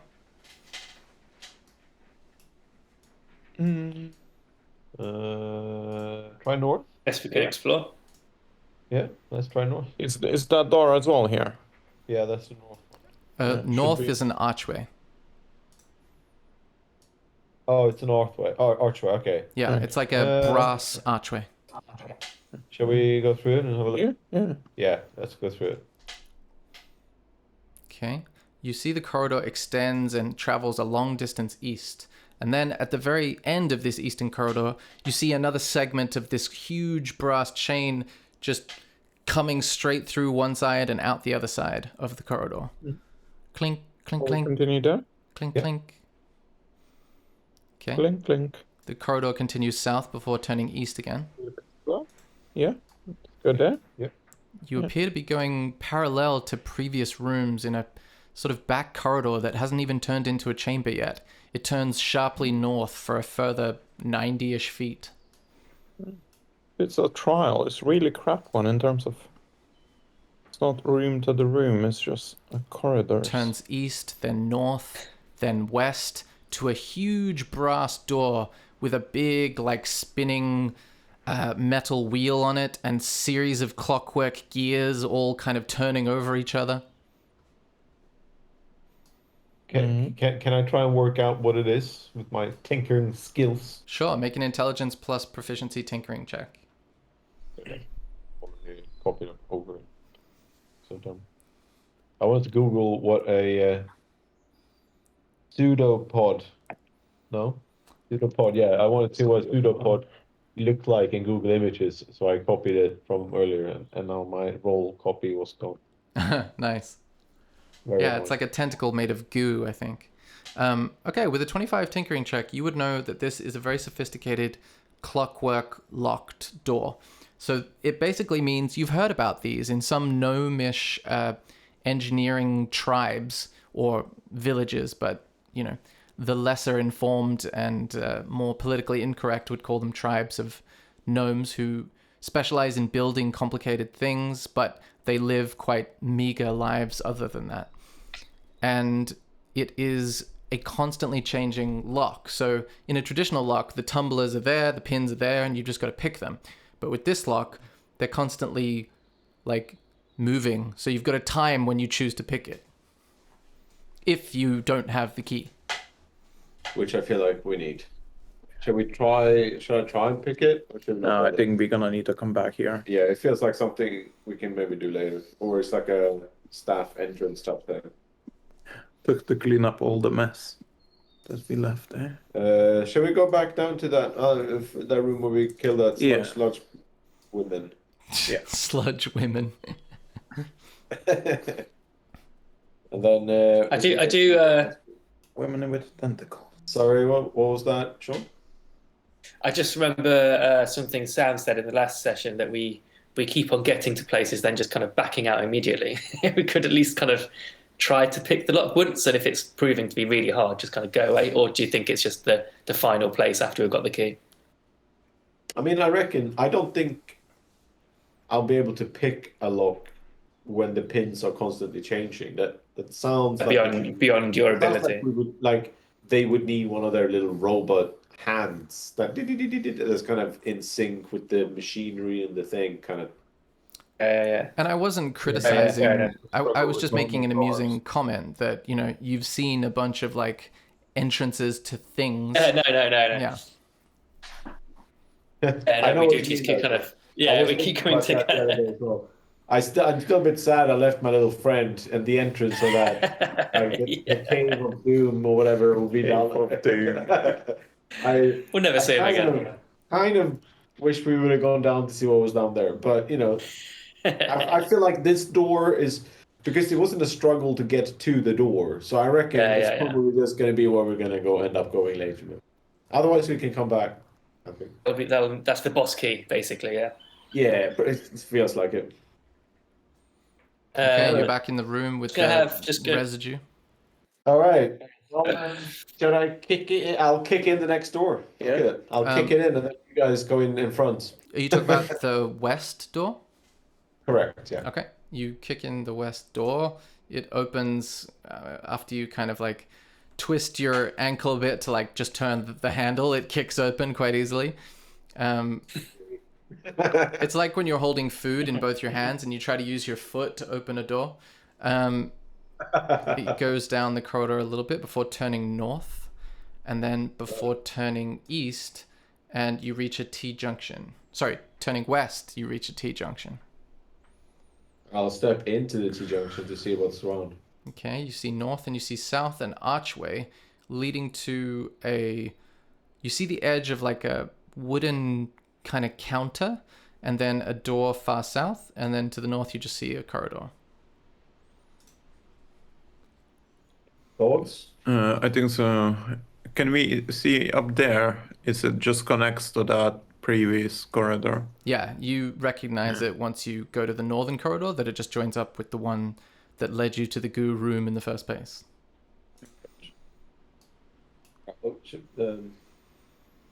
There was nothing there, right? That's not a door, and that's just a wall. Yeah, it's just me revealing it poorly. Right, yeah, I just double check. Okay. Shall we go down then? Yeah. I'll let you guys go. I'll What are go these first. two little black spots here? Sorry, where? Two little. Those represent that anything, or is that just- archways. Okay. Okay, you head south. Huh? No, I'm just kidding. As you head south, you go through the brass archway and you see a very strange room. Again, that's the theme. And there's this one little drone, little clockwork creature, like the one you saw that greeted you in the waiting room. Except this one is behind a counter. And behind him or her is this series of 3 weird kind of knickknacks just on these shelves. There's like 3 shelves with one of these weird knickknacks on each shelf. And it says, "One greets ones." One greets one back. Okay. He starts One of putting those. these little items on the counter in front of him and says, "One's purchase from one?" What is Okay. it? It's docent time. Listen, what's the offering us, docent? "Oh, I'll ask." And he goes up and he says, 137, 131, 236. And the guy responds, 131323136. And the docent says, "Well, he has quite an eclectic list of items. Firstly, he says he has a bag full of 1,000 ball bearings.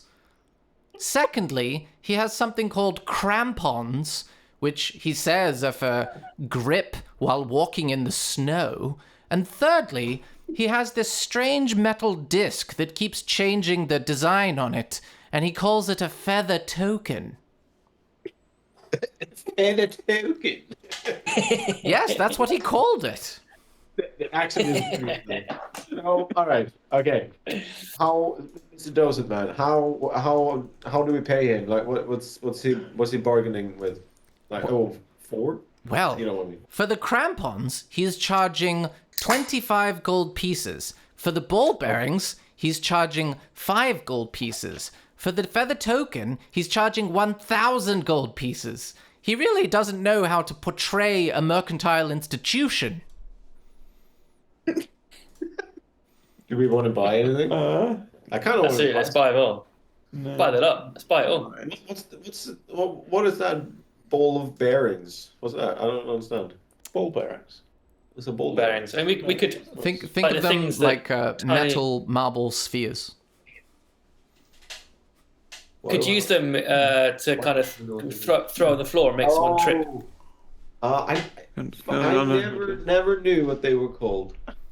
In English. That's funny. What are they in Swedish? Yeah, I mean it's a Swedish invention, isn't it? Is it? Is it? Ball bearing. Yeah. Really? Yeah. Did Sweden invent ball bearings? Sven Gustaf Winqvist was a Swedish engineer, inventor, and industrialist, and one of the founders of Svenska Kullengravfabriken, Swedish something making place. One of the world's leading ball bearing and roller bearing makers, Sven Winqvist invented the multi-row self-aligning ball bearing in 1907. The accent really changed halfway through. it went worse and worse. As in more and more stereotype Swedish. It was great. To be honest, I wasn't even really sure whether I was doing a Swedish accent, but Says that this belongs to Welsh. I'm pretty sure that Svenska Klugenfabriken, like Svenska is Sweden or Swedish. Swedish. Fabriken is like fabricating, so like making stuff. But what's Klugenfahren? Klugenfahren. What? Hold on. What is a? It keeps giving me a different person every time. Now it says Philip Vaughan, a British inventor who created the first design for a ball bearing in... Oh, okay. So basically, there was a guy that created the first design earlier on, but the Swedish guy was the first one to develop like a really, really good one, like a self-aligning, self-moderating ball bearing. Yeah, so basically the ball bearings that everyone uses today is of the design of the Swedish dude. Yeah, exactly. But yeah, maybe the concept existed before, potentially. Yeah. That am I- Volkswagen owns the patent. So. What's up? Am I missing something? It's just a ball of metal. Yeah, no. Yeah, but it's not. What is That's that to not the design? bit. That's not the bit that makes it work. The bit that makes it work is kind of the lubricant and the track that it's inside of. So most ball bearings don't just exist as balls. They're inside like some sort of little track, and that is the thing that then allows it to move around. I just thought the ball bearing was literally a metal ball. It is. But when people say it, they probably are often referring to the whole device. Yeah. Right. Okay. Interesting. You learn. Okay, so no, thank you. One, I'm good. I don't need. What was the second thing again? Ball bearings, crampons, which are metal shoe attachments that help you not fall over in the snow and ice. And the last thing is a feather token, which is a metal disc that's constantly changing its design and you don't know what it does. I want to buy the crampons. He says, What about ones buy from ones. Constantly shit. And I'm buying the. Yeah, I'll hook him up with. Was it 5 gold? The crampons, I think, were 25 gold. Then I will pay 25 gold. Okay, they're a D&D item. You can add them to your inventory. They're CRAMPONS. And you wanted to buy something, Smorgasbord? Yeah, I'm going to buy the kind of flashing thing. Okay, he holds out his hand. Ones buy from one. 1,000 gold, is that? Yeah, that's it. And once you hand it over, he gives it to you. And you need to roll a D100. Dum dum. Dum dum dum dum. Dum dum. Ooh, 90. Okay. Good. But Pretty good. I'm happy you rolled that. Okay.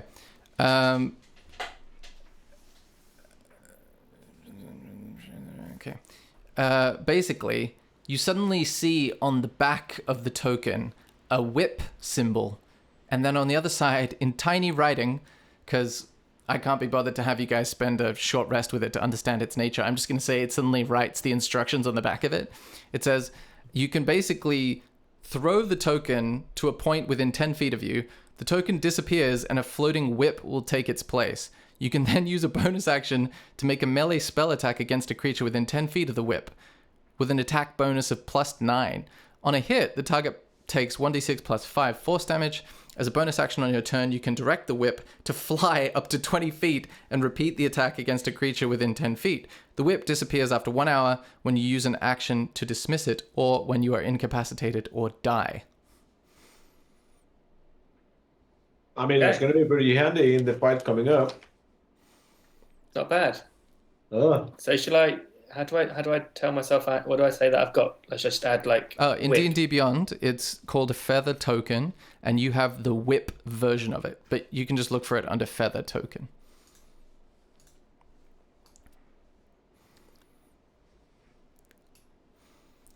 I mean, I think my purchase was probably the smarter one, but I mean, crampons can be pretty useful if you know what I mean. But you have a magic weapon that can fight for us and does force damage and stuff. But you know, I do. To each his own. Yes. at least I won't, fall and break my hip whenever we're in snow. Hip protection, you can't put a price on it, really. Like my grandma always said. You can't put a price on hip protection. Sweet. You guys are in this little shop room. What would you like to do now? You see a door to the south and archway to the north. Yeah, this felt like classic. When you're in a dungeon, you meet like weird merchants in the. So I like where this is going. So let's just continue through and we'll fight three of something. I reckon. Right? At the southern door, you see it's a regular sort of brass door, but the keyhole has it's a tiny version of that big rotating clockwork door that you saw in the northern corridor that you realized gnomes have spoken of. The tumblers like rearrange themselves every few seconds. This is like a tiny little version on this door. Shall we go? Okay.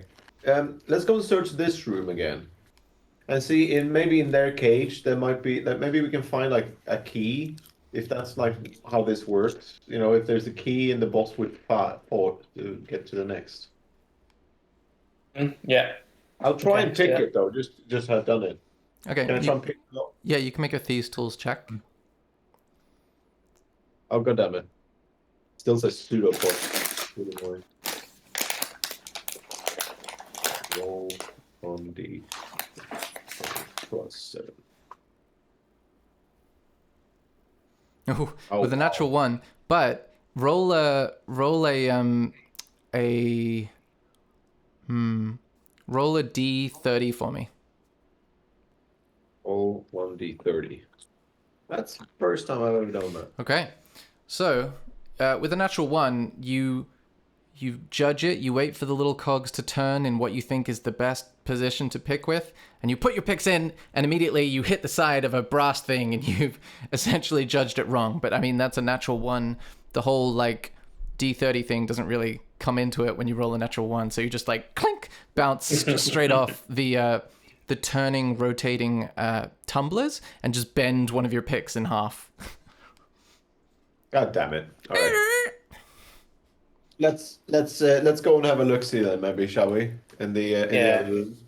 Surely Okay. there must be a key. There must be a system to how this all works. You go back to the room, and you're standing in the same place that you were before, where you fought the goo women. Try to go towards the west. Yeah, find the key. You mean Maybe towards the east? Sorry, east, yeah. Okay. Yeah. You head down the crawl space, and you discover that there is another section of the room and another door on the eastern wall. Yeah, let's go through that door. That's What are these things here? Cages, I Yeah, guess. they're just cages, and it's difficult to draw in this course, yeah, program, yeah, so I just yeah. gave an approximation of cages. Okay. I think it's very well done. Sorry. I think it's very well done. I appreciate the effort. Thank you. In this next room, you detect an increase in humidity, and you start to see why.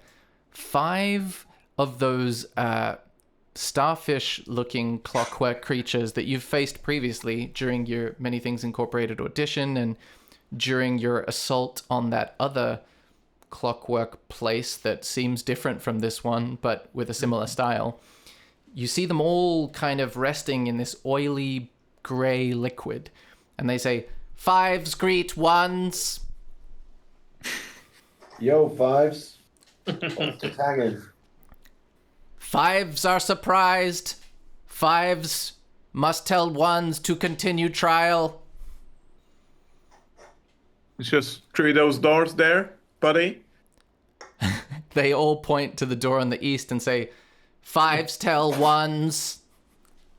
Nice. Yeah, you told us, all right. Okay, you enter the next room, and you see your path is immediately blocked by a series of these 15-foot high, not quite touching the ceiling, brass, like obsidian-coated barriers. And you hear the familiar... 3 cages. 3 cages. What do you do? It's what we thought. All right, you guys get up front, if you don't mind. I'm gonna preemptively... No. I'm gonna... Okay. So if I hold a spell... Mm-hmm.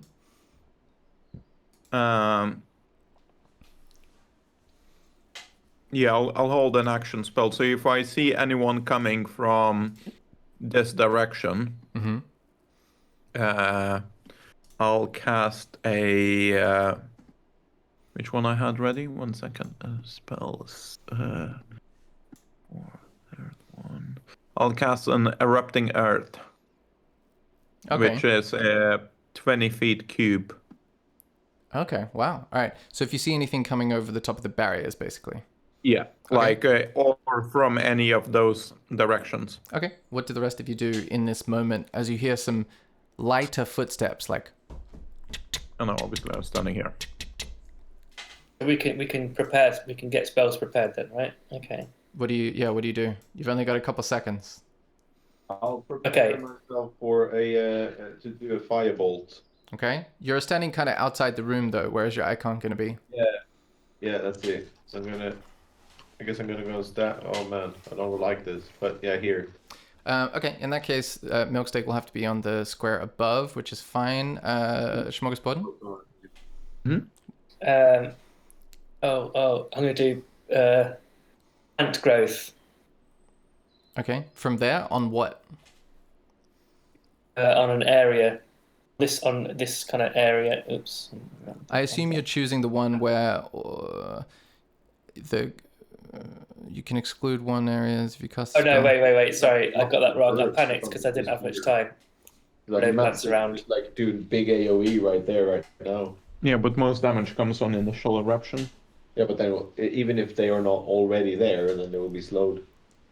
Right. Okay. As you're thinking, Smorgasborden, you don't have time to get it ready. As this thing emerges, and Milksteak, you can release your spell.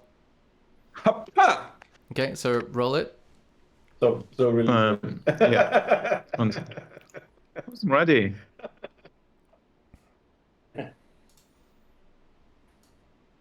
Did it? Yeah. Okay, and it's a 20-foot cube, right? Yeah. All right, let me do that shape just to help us out. Actually, no, I'll make that like this. 20 feet, 5, 10. Tell me, so 5, 10, so it's roughly like this. But where do you want it to be? Like so just obviously it doesn't touch me, so like one step away from me. Like that area? No, in the middle more like. Oh, okay, like this. Yeah. One down, right? Okay, cool. So they need to make dexterity saving throws. The first one, with a 19, they save. So do they take half damage? Yeah, but that's also the bar. Just position. I guess it's positioned already. 17. Do they take half damage if they succeed? Yeah. Okay, so half 1 second. 18 is I'll 9. just display in VTT. Yeah, half as much on a successful one.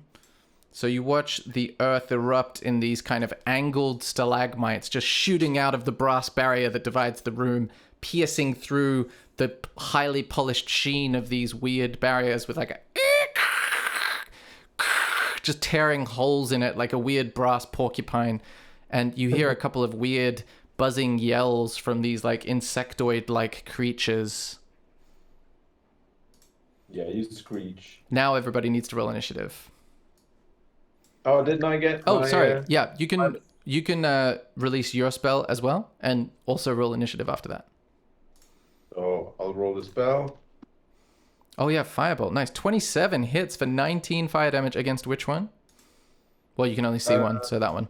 I guess they clipped that guy, right? Wow. Okay, so this thing with that firebolt hits it where it was just struck and impaled with a piece of stone, and the flames like cauterize the edge of this wound that he's now impaled on the stone, and he looks like he's on death's door, and the wound is like sealed around the stone. That's fucked up. That's like a cantrip spell. It's insane. Yeah, cantrips get stronger at later levels. Great. I think it's not that big a deal, Smorgasbord, also that you didn't have one ready. Now you just have more time to think about it. Yeah. Next up, I panicked. first to respond is Asker. I might just do another firebolt on the same guy just to kill that. Make sure he doesn't get a. Go for it. So the guy I already shot at, I'll do a firebolt on him. Mm-hmm. Yeah, that hits definitively for 12 fire damage, and he just like slumps crusty and charcoal and covered on this impaled on this piece of like rock. Can I go past Arunas or?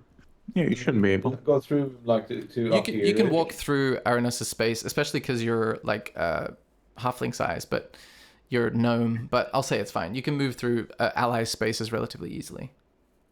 I'll get up there then, just so we can get a little bit more, see a bit more, but also give space to Sean. From the northwest corner of the room, you see another one of them, and a cage, and a doorway at the far northeast corner of the room. I was hoping that wouldn't be the case. All right. Is that the end of I your was hoping turn? to see them, but not be close. Well, they're still 10. It's still 10 feet away from you. Is that the end? Well, I can't really do anything else. Can you move still more back or not? Uh, Now that you've seen it, how many movements have you I done? did 1, 2, 3, 4. I have one more move. Yeah, you could just move back now if you want to be out of its line of sight. Okay. So you go to the northwest corner, see another one of these insectoid creatures, and then poke back behind the brass barrier. Milkstick's turn. Oh, no. Now we know where they are. What would Milkstick like to do?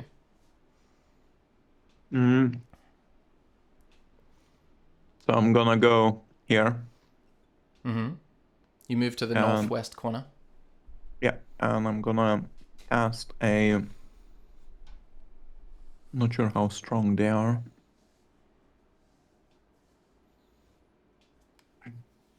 Yeah, because he took 18, and then he took 19, and then he took another 12.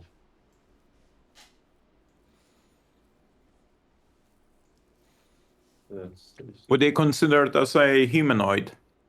You would gather yes. I'll cast a whole person on it. Okay, wisdom save of 15. Ooh, with an 8, this one fails and it suddenly paralyzes and is locked up. Is it paralysis or is it restrained? It's paralysis, if I remember correctly. Let me tell you, is paralyzed for the duration. Okay, so that means... At the end of each turn, target can make another wisdom saving throw on successful ends. Okay, cool. So it can't move or speak. The creature automatically fails strength and dex saves. Attack rolls against it have advantage. Any attack that hits the creature is a critical hit if the attacker is within 5 feet. Pretty interesting that you can cast it on several people. Just do it on a higher level, and you can do it on several dudes. If you look at the bottom bit. That's cool. That's really interesting. You also notice, Milksteak, that although this particular attack doesn't come into the equation, you still feel like there are gaps in your memory. Okay. Yeah, because, I mean, the way that your wild shape works is that you're essentially still you. You've just taken on a new form. So just remember that for when things come up in the future. Actually, let me put a little symbol to remember. I don't know. Does that mean he still needs to do like that 1d6? Yeah, he has to minus d6s from ability checks and attack rolls. You also can make a medicine check, Milksteak, just in this moment as you realize that your memory is a little foggy still. Medicine. Okay, with a 13, you've heard of these kinds of memory conditions being healed by holy people in temples or people that have like a divine patron, but you've not seen it firsthand. Okay. Is that the end of Milksteak's turn? Yeah. Okay, this is the Thrycreen's turn. It is held, so that one can't do anything, but at the end of its turn, you said it can repeat the saving throw, so it's going to make a wisdom saving throw. Yep, 12, it fails, it just stands there. But you hear telepathy in your heads, Milksteak and Asker, it says, fight, earn freedom, fight, earn freedom. And it just seems to be radiating out this, like, telepathic chant. Then you see another one of these creatures come over the top of the barrier, and it turns towards...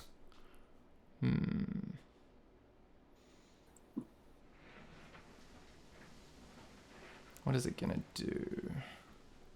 You know, at this stage, I think those space Nazis are way better faction than these. It's gonna run up to Asker and try to bite you.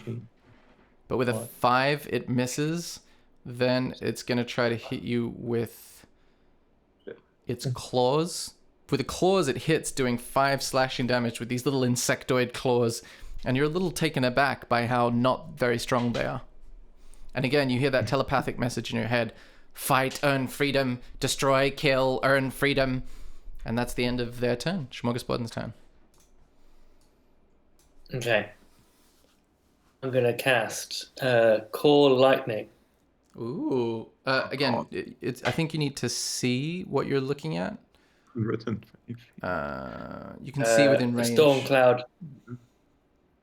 So it's a 60-foot radius cloud. Oh, wow. So that's basic. that's huge.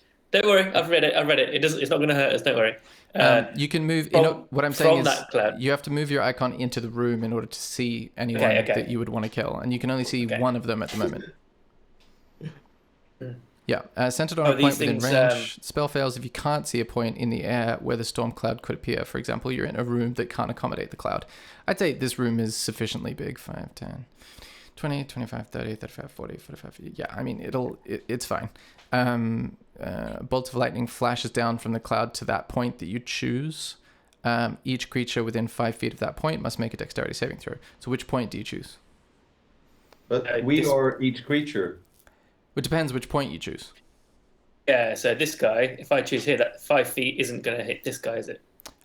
You won't hit if you choose this point, for example, the one like to the northeast of you. Yeah. Then you won't hit your friends, but you would hit yourself. So I'll let you like stand in the doorway, for example, and like lean in and choose that point.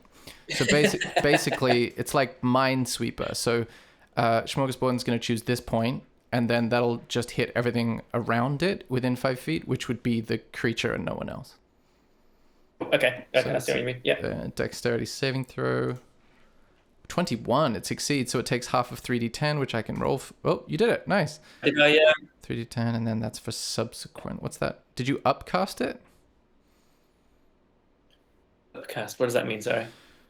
The spells under such conditions. Oh, if you're outdoors. Okay, so that's just if you're outdoors and the conditions are already stormy. So it's just 15 lightning damage as a bolt of lightning suddenly rockets down from this huge black storm cloud that forms inside of this 30-foot high internal metal chamber, and it strikes this creature for 15 lightning damage, and it just immediately turns to dust. Just dust. Nice. Nice. These guys are weak.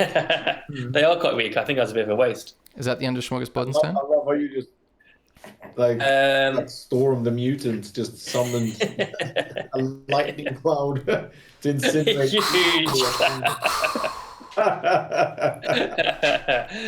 Yeah, I've already moved, haven't I? So I can't move again. So yeah. Cool. Well, you can move again, but you just have to determine how much movement you have left, which would be about 10 feet. Okay.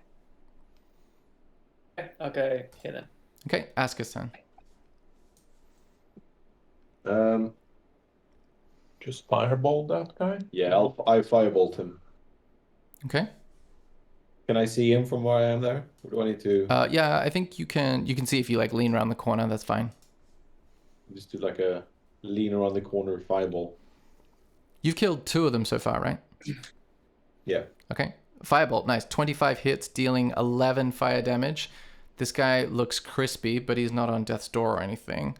So 11 fire damage. You release this, and you've noticed your firebolts get larger and larger the more experience you get. So it's more like a basketball at this stage, and it just hits him right in the chest and just leaves this big black scorch mark. And your hand is just held out there dramatically. Is that the end of your turn? It is. Okay, Milksteak's turn. Forgetful Milksteak's turn.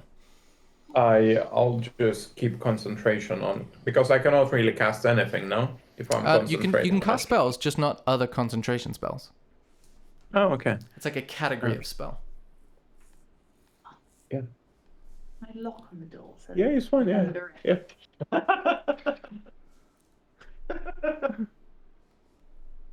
One second, I'll cast a frostbite on it. Nice. You hold out your hand and pull down your fists, and all these kind of little bolts of icicles shoot out, and it is going to have to make a Constitution save, which it succeeds. So unfortunately, this tiny little skinny insectoid body... Oh, actually, no, you get advantage because he's paralyzed. So I think you can roll again. Yeah, roll again.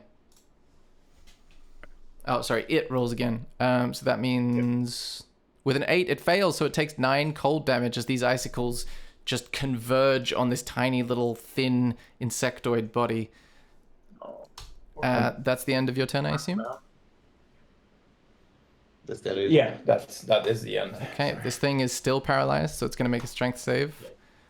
14, I don't think, makes your DC, which is 15.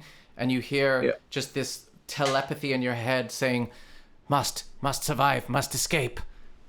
And that is Smorgasbord's turn. He's not going to survive. I can't see him from here, can I? No. So I'm gonna have to move to. Can I move past my guy here? Yeah, you can move through allied space. That's okay. And then you're in melee range with it. Yeah. And I'd rather you're occupying that space, aren't you? So I can't get there. Earthquake. Like,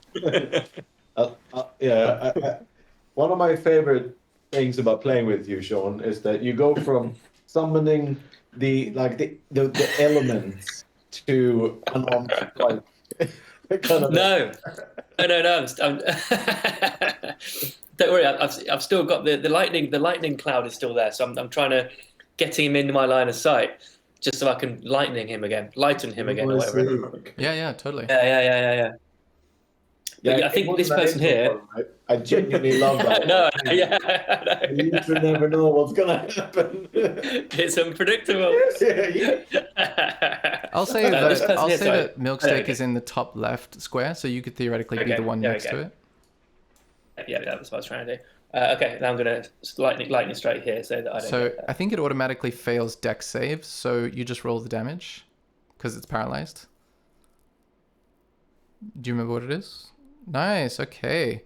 So 16 lightning damage. It just turns to dust. Yes. Yes. And you hear it reverberate in the air like. That's a good spell. I like that spell. And you hear the rumble of thunder directly above you.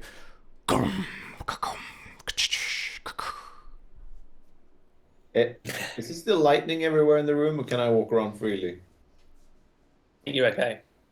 Cool. I'll just have a look around this room, see if I can have a look around in the cage, just generally search for things in case we find some weird key of sorts. Okay, make an investigation check as you look around the other side, the eastern side of the room that has 3 cages in it. With a 22 investigation, you discover inside the cages similar like bits of meat and food, although inside these cages there's a lot of like little bugs and things inside these little bowls, these little brass bowls.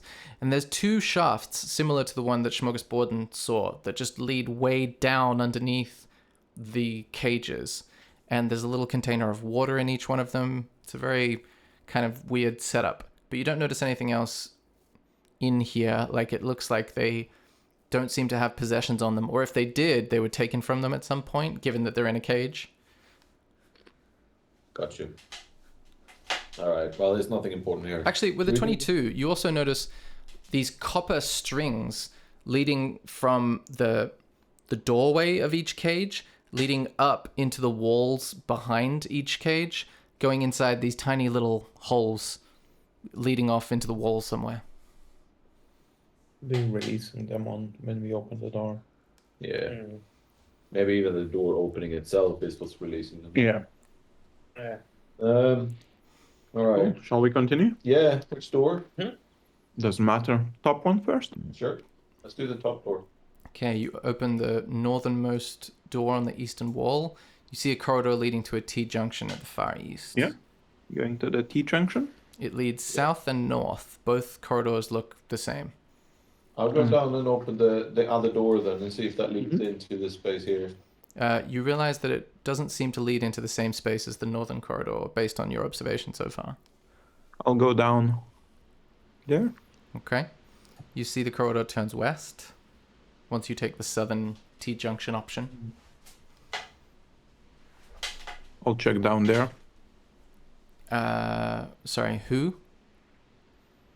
I'm just checking what's leading down south. Oh, sure. You see an archway leading into a relatively larger chamber, and you hear like metal clinking noises, but not like the chain that you've been hearing, that deep, resonant, like swaying of like enormous ship chain on the ocean. It's more of a series of smaller, like rhythmic clinking noises. I'll go down and see what's going south in this corridor here too. Then. Okay. You look south and then west, and you see another point where the chain erupts through the corridor. And this is another one of those really long corridors. And other than the enormous chain, it seems empty and then turns south at the far end. All right, I'll go and join. I feel like this. What do you think? Like, should we go down here, guys? You think? I think so. I don't think we should be. Yeah, far apart. I'll go join the others. We can have a look at that. These long corridors feel like the kind of thing that. Yeah, let's do that later. Let's check down here. Okay, you go down the place where Milksteak was going, and you see an unusual sight.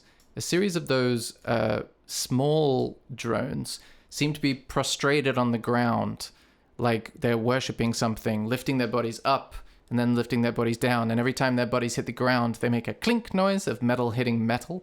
You also notice an archway to the east, through which there is another long line of these smallest clockwork creatures just rhythmically praising the ground, or at least the southerly direction.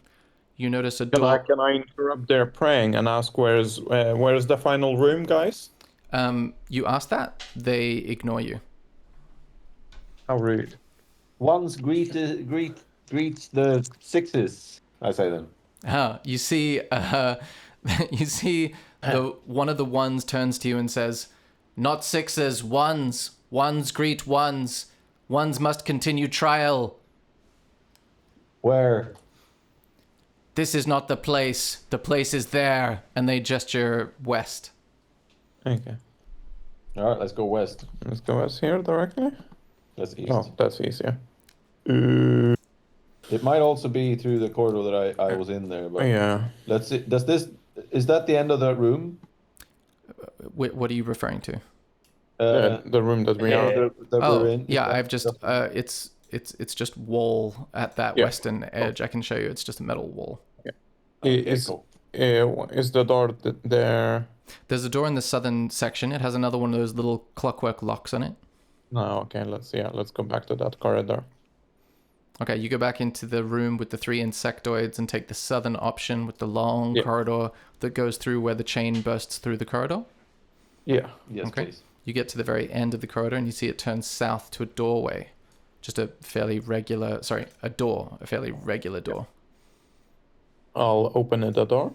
Okay, inside you see another room with lots of bloodstains, some bandages, and a series of just looks like wound tending areas where bandages have been discarded. And you feel a heat wafting from the eastern side through these 2 archways. You see the great chain appears to be again coming through the wall and entering a potentially larger chamber, and you feel a huge heat just billowing out of that direction. You go inside the double archways, Milksteak? Yeah. Okay. All right. Inside this chamber, you see No fire spell. a brass dragon sitting atop an shit. enormous pile of gold, rubies, weird items, and it's in the process. It's hovering 10 feet above the ground, blowing fire onto the chain, and you see that the chain is like healing itself as the fire kind of like smooths out some imperfections, as the chain is actually moving now from the north to the south, like clink, clink, clink, and the fire is actually smoothing out the outer surface, and then it turns towards you, and the fire stops, but its eyes look hungry, and that is where we will end the session. Dum dum dum. I'll